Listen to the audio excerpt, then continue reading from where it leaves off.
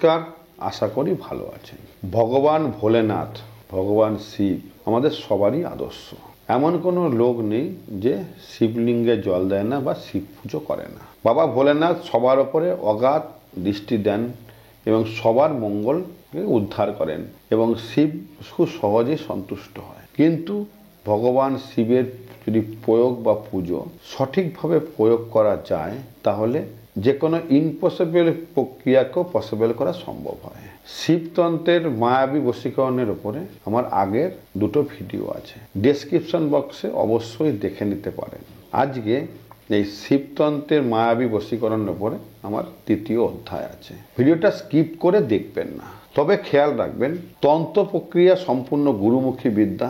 গুরুর আদেশ অনুমতি ছাড়া বা গুরুকে সঙ্গে নিয়ে করলে সব থেকে সুফল পাওয়া যায়, কারণ ভুল ভ্রান্তির সম্ভাবনা কম থাকে। এছাড়া আপনার সম্পর্ক যখন সম্পূর্ণভাবে আপনার থেকে বিচ্ছেদ হয়ে যাবে এবং আপনার সম্পর্ক যখন ভেঙে যাবে, কোনো প্রক্রিয়ার মাধ্যমে সেটাকে ঠিক করতে পারছেন না, তখন এই শিবতন্ত্রের মায়াবী বশীকরণ করতে হয়। এটি যে কোনো শুক্লপক্ষের সোমবার আপনি করতে পারেন মধ্যরাত্রিরে।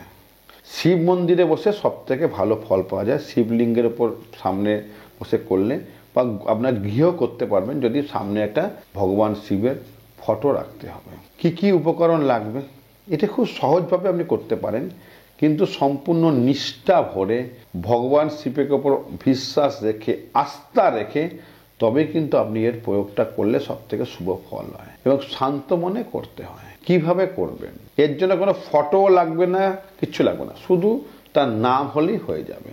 একটা ভোজ পাতাতে তার নামটা লিখতে হবে। আপনার অগুরু এবং কুমকুমকে মিশিয়ে যে পেস্ট হবে সেই পেস্ট দিয়ে আপনি লিখবেন এবং তার নিচে আপনার নাম লিখবেন।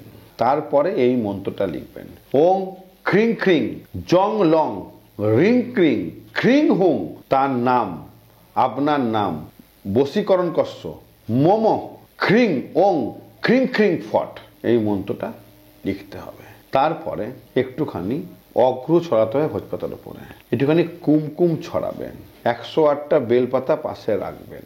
মহাকালের সব থেকে প্রিয় যে শিকড় পাতাল ভৈরব, কাল ভৈরব মূল তার মধ্যে রাখতে হবে। তুরিচণ্ডালের মূল রাখতে হবে, মনমোহিনী ফল রাখতে হবে, মন ছটফট ফল রাখতে হবে এবং যদি আপনি জোগাড় করতে পারেন শ্বেত মাকালের মূল, সেটাকে রাখতে হবে। তারপরে নীল অপরাজিতার মূল রাখতে হবে, একটু বেল মূল রাখতে হবে, আর একটু যদি সঙ্গে নিতে পারেন খুব ভালো হয়, হচ্ছে ধুতরা মূল এবং ধুতরা ফল, এগুলো সামনে সব রাখতে হবে।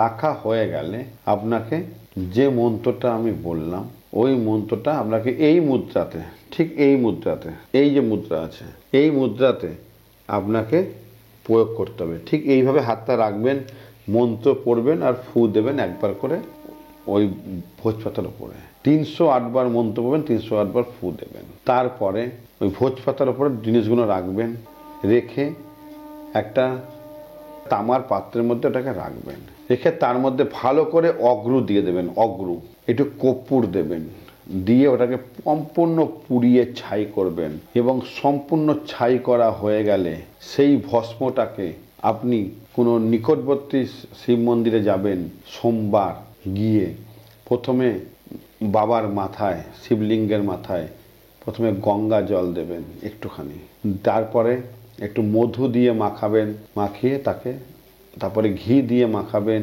তারপরে দই দিয়ে মাখাবেন এবং সবার পরে ওই ভস্মটা যেটা হয়েছে সেটাকে মাখাবেন। মাখিয়ে আপনার মনস্কামনা জানাবেন, জানিয়ে তারপরে ভালো করে গঙ্গা জল দিয়ে বাবাকে স্নান করাবেন। করানো হয়ে গেলে মাথায় একটু বেলপাতা দিয়ে নীল ফুল দিয়ে একটু পুজো করে মনস্কামনা জানিয়ে চলে আসবেন। দেখবেন, গ্যারান্টি দিয়ে বললাম, অব্যর্থ ফল পাবেন এবং ফল পাওয়ার পর অবশ্যই ভিডিওটাকে লাইক করবেন, শেয়ার করবেন এবং জয় ভোলেনাথ, জয় মহাকাল কমেন্টটা করবেন এবং গ্যারান্টি দিয়ে কাজ পাবেন। ভালো থাকবেন, জয় মহাকাল।